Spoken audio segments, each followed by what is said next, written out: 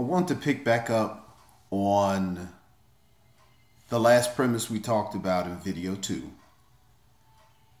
where if you don't have the words for something, you cannot see it.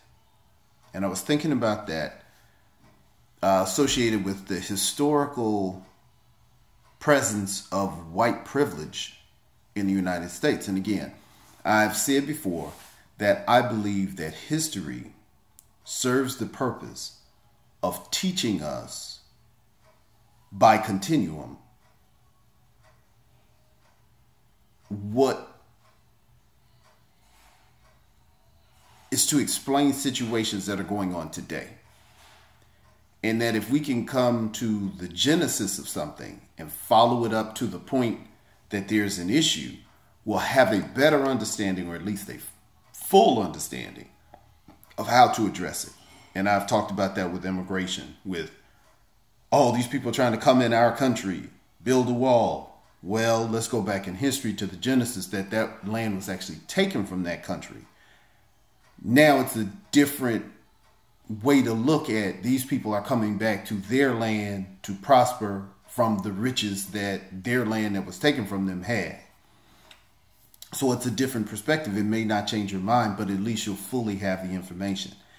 And in particular, while I was kind of pondering this, was we not only need to have words for our ability to see something, but we need, when trying to convince someone of something's existence, we need to have the words for them to see it.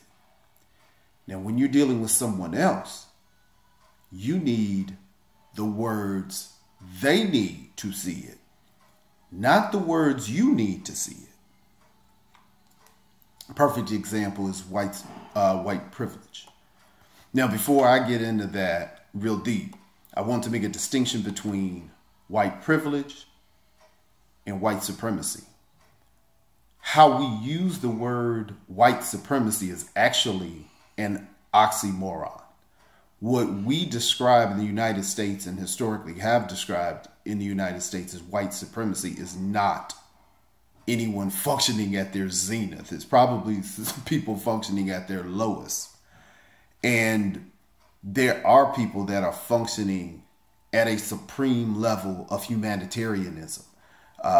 Booker T. Washington spoke about a lot of the privileged whites that dedicated their lives to building schools and educating blacks upon the emancipation from chattel slavery and the passage of the Emancipation Proclamation, in 1863, and the 13th Amendment in 1865 and the 14th Amendment in 1866. White supremacy, how it's used, is actually incorrect. So we really need to think about what we're saying when we say it, because at least when we do that, some people say, how you splitting hairs, you're getting over a particular. But it shows that you're thinking about what you're talking about.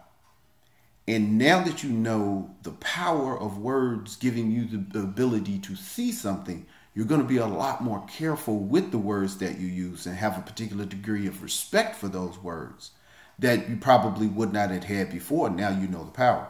But let's get into white privilege. First thing we need to understand is, if you are a Christian, your source document is probably going to be the Bible. If you are a Muslim, your source document is probably going to be the Quran. If this is a political conversation in the United States, the source document is probably going to be the Constitution, the Bill of Rights, the Declaration of Independence, laws, those types of things that are official government documents that will serve as proof as the existence of something. Not an experience so much, or a perspective, because those are the words I have that help me see it. But I need the words you have, the words you need for you to see it. And I think that's part of the strain between good white people and black people trying to bridge this gap of understanding, because we have to understand, just by the name of it, white privilege, there is no incentive of white people to grasp that there is a given advantage to them, or let alone change it, but even grasping it.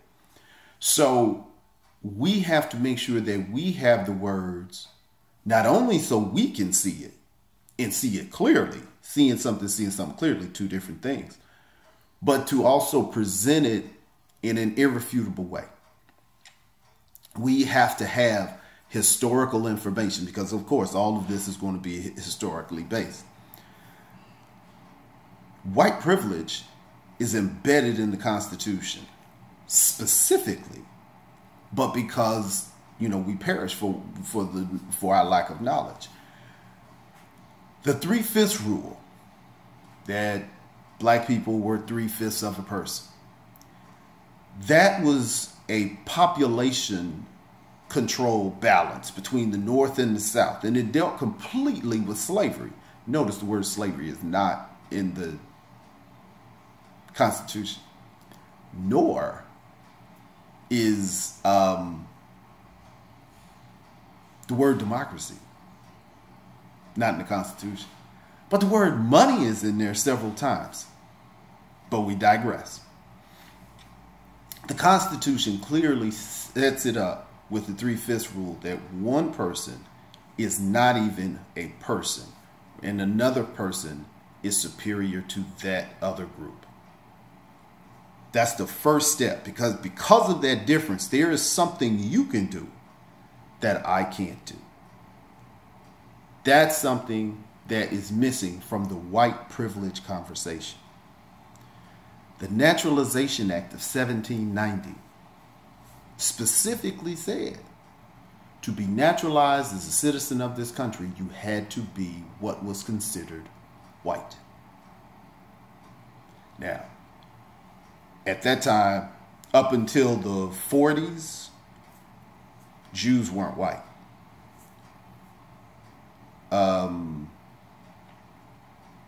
Italians weren't white. Irish weren't white. Poles weren't white. And just to take a quick digress, who was selling all the drugs and doing all the killing in their neighborhoods back then, when they didn't have access to capital or access to the American system of independence? Jews, the Irish, Russians, and specifically, most famously, the Italians. Wasn't called white on white crime then. Wasn't called Italian on Italian crime then. You want to know why? Because when they needed to expand that base, because the minorities were outnumbering the true minority, which were the wealthy people, they had to expand that area of whiteness. We got to go back to Bacon's Rebellion. Things keep coming back. Bacon's Rebellion, another group of words we need to know. When they expanded that group of white, what did they do? They gave the Irish the police station. They gave the Italians the fire station. They gave Jews media, and so on. And as these people got access to wealth, they no longer did that. But funny enough, the group that didn't get access to wealth, now it's black on black crime. Now, oh, they're drug dealers, they're super predators, they're this, they're that, they're this. But we can go so deep into that. But in this Naturalization Act in 1790, if blacks did not become citizens until 1964, 1965, that's a 250, give or take, year head start that white people have enjoyed to build wealth, to build education, to set laws to protect their wealth and their education. And these are the types of historic points that we have to be able to touch on with, and again, things like Bacon Rebellion, we're going to go back to that we have to touch on. When we were given access to wealth for the short time, we have to be able to understand and illustrate Black Wall Street and what happened when the white people didn't do well and the black people did. What happened with the Freedmen's Bureau money, what happened in Rosewood, Florida, I beg your pardon. And again, I'm trying to keep these 10 minutes because what I'm trying to do, around 10 minutes, I've always been told brevity is the soul of wit. These are going to be exercises in getting to the point.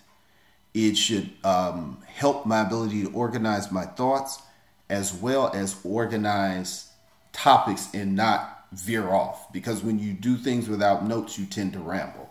And that's something I'm trying to develop. So that being the case, we're probably going to pick up with part 3. If you don't have the words, you cannot see something. White supremacy. Part of the reason good-intentioned, good-hearted, sincere white people do not see white privilege is because they don't have the words. And you can't get them to see it because you don't have the words.